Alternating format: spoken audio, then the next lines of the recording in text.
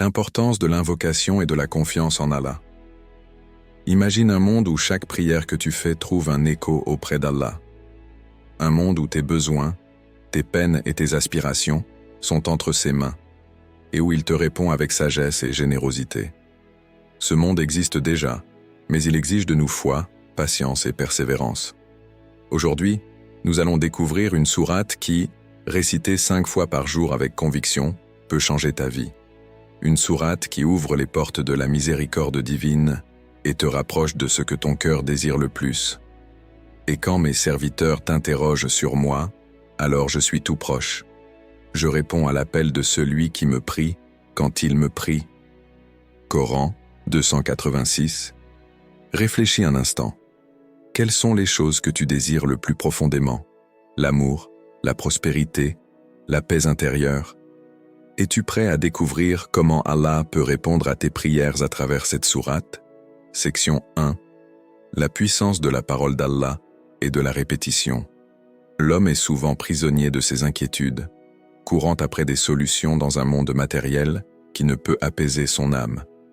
Lorsqu'une difficulté surgit, nous nous tournons vers les moyens visibles, l'argent, les relations, les stratégies humaines. Mais en réalité, la clé de toute ouverture, la réponse à chaque appel, réside dans un secret que peu exploitent véritablement, la parole d'Allah et la répétition. Laisse-moi te raconter l'histoire d'un homme submergé par les épreuves. Il avait frappé à toutes les portes, tenté toutes les solutions, mais rien ne semblait fonctionner. Un jour, il rencontra un sage et lui demanda désespéré « Que puis-je faire pour qu'Allah exauce enfin mes prières ?» Le sage lui sourit et répondit calmement « Récite cette sourate avec sincérité, 5 fois par jour. Fais-le avec une foi absolue et observe comment Allah changera ta vie. » L'homme, intrigué mais sceptique, décida d'essayer. Jour après jour, il s'accrocha à cette récitation, non pas comme une simple habitude, mais comme une connexion profonde avec son Créateur. Au fil du temps, il remarqua quelque chose d'étrange. Son cœur s'apaisait, ses pensées devenaient plus claires, et peu à peu, des portes insoupçonnées s'ouvraient devant lui. Pourquoi la répétition a-t-elle un pouvoir aussi extraordinaire? Parce qu'elle n'est pas un acte mécanique, mais un témoignage de foi. Lorsqu'on répète une parole divine, on l'ancre dans notre cœur, on l'intègre à notre être, et surtout, on prouve à Allah que l'on croit en lui sans condition. Allah nous l'enseigne avec une clarté absolue. Ceux qui ont cru et dont les cœurs se tranquillisent à l'évocation d'Allah, n'est-ce pas par l'évocation d'Allah que se tranquillisent les cœurs? Coran 13h28. Ce n'est pas seulement une récitation, c'est un acte de soumission, une preuve d'amour et un canal vers l'invisible. Ce que tu répètes, tu le deviens. Ce que tu évoques, tu l'attires. Es-tu prêt à tester cette puissance? Section 2. Une sourate, une clé vers les bénédictions. Il existe des clés cachées dans le Coran, des trésors qui attendent d'être découverts par ceux qui cherchent sincèrement l'aide d'Allah. Une seule sourate, récitée avec foi et constance, peut ouvrir des portes insoupçonnées. Imagine une personne qui a tout perdu. Peut-être que cette personne, c'est toi. Peut-être ressens-tu un poids immense, une impasse où chaque issue semble fermée. À ce moment précis, quand tout semble sombre, c'est souvent là qu'Allah envoie sa lumière. Laisse-moi te raconter l'histoire de Layla. Pendant des années, Layla a lutté contre des difficultés financières. Les dettes s'accumulaient, les opportunités semblaient inexistantes, et chaque jour était une épreuve. Elle avait tout essayé, sauf une chose, placer sa confiance totale en Allah. Un jour, elle entendit parler de cette sourate et de son impact sur ceux qui la récitent avec une foi inébranlable. Elle décida alors de l'appliquer. 5 fois par jour, elle la récitait avec conviction, sans douter de la promesse d'Allah. Les jours passèrent. Rien ne changeait en apparence, mais quelque chose en elle évoluait. Son cœur s'apaisait, son regard sur la vie se transformait. Puis, après un mois, une porte inattendue s'ouvrit. Une opportunité professionnelle se présenta, d'une manière qu'elle n'aurait jamais pu imaginer. Allah l'avait entendu. Il avait préparé sa délivrance bien avant qu'elle ne le réalise. Comme il le rappelle dans le Coran, « Quiconque craint Allah, il lui donnera une issue favorable et il lui accordera ses dons par des moyens sur lesquels il ne comptait pas. » Coran 65, 2-3. Cette sourate n'est pas simplement une récitation, c'est une clé. Une clé qui ouvre les portes des bénédictions, des solutions et des miracles d'Allah. Peut-être que tu es à un moment de ta vie où tout semble figé, où tu ne sais plus vers où te tourner. Mais si Allah t'a guidé jusqu'ici, c'est peut-être pour que tu testes cette clé. Es-tu prêt à faire confiance à Allah et à voir ce qu'il a préparé pour toi? Section 3. La force de la foi et de la patience. Il est dans la nature humaine d'attendre des résultats immédiats. Lorsqu'on fait un effort, on espère une récompense rapide. Mais avec Allah, la sagesse est différente. Il ne répond pas toujours selon notre calendrier, mais il répond toujours au moment parfait. Peut-être récites-tu déjà cette sourate. Peut-être as-tu placé ton espoir en Allah. Mais les jours passent et tu ne vois aucun changement. L'impatience s'installe, le doute murmure à ton oreille et l'envie d'abandonner grandit. C'est à ce moment précis que ta foi est mise à l'épreuve. Vas-tu continuer avec certitude ou vas-tu renoncer trop tôt, juste avant que la porte de la miséricorde ne s'ouvre? Pense au prophète Ayoub, Job, un homme qui a tout perdu, sa richesse, sa famille, sa santé. Il a souffert pendant des années, isolé et oublié des hommes. Pourtant, jamais il n'a douté d'Allah. Il a continué à invoquer, avec patience et constance.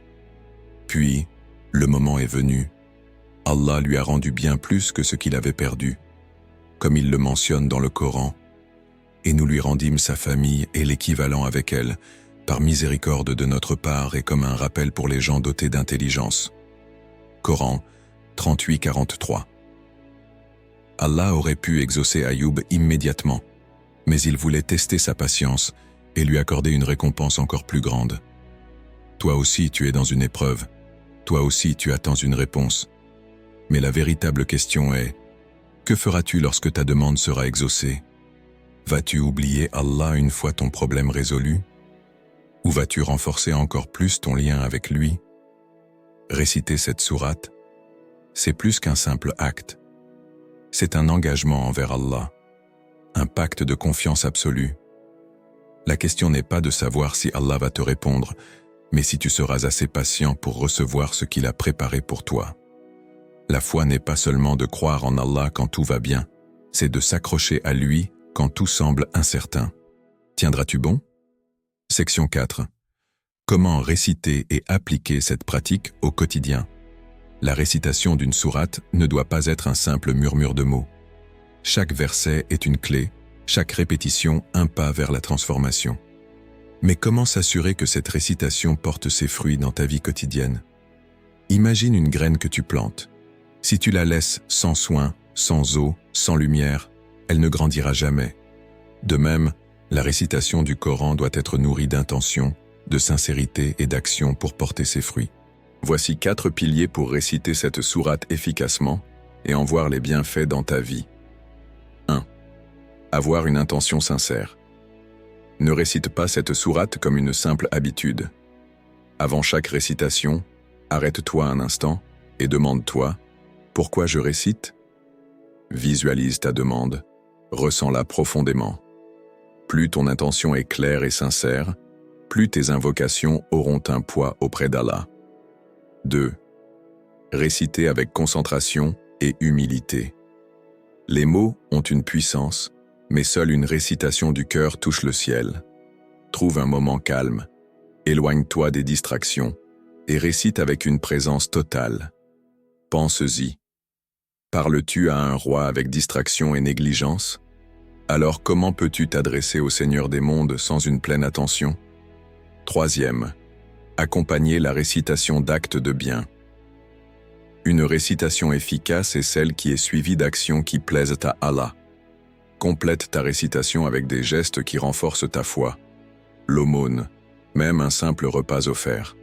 Les prières nocturnes, même 2 unités avant l'aube. les bonnes paroles et le pardon, même envers ceux qui t'ont blessé. Chaque acte posé en parallèle de cette récitation multiplie son impact. 4e. Persévérer sans impatience. Trop souvent, on abandonne en disant « J'ai récité, mais rien ne change ». Mais as-tu déjà vu une porte s'ouvrir au premier coup sans clé? Allah répond toujours. Mais selon son moment parfait, pas selon nos attentes.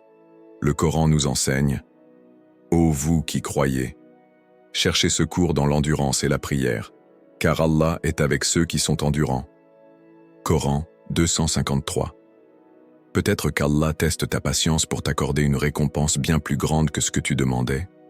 Alors, es-tu prêt à mettre en place cette pratique et voir comment Allah transformera ta vie? L'appel à l'action et la confiance en Allah. Nous avons exploré la puissance de cette sourate et l'impact qu'elle peut avoir sur ta vie.